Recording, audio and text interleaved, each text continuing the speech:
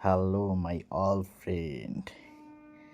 আচ্ছা বন্ধুরা, তোমরা তো আমার লুপ পুলে ওঠার ভিডিওটা দেখলা, এবার নামারটাও দেখে নাও। কারণ কি, তোমাদের জন্যই ভিডিওগুলো করা, যাতে তোমরা সুন্দরভাবে দেখতে পাও।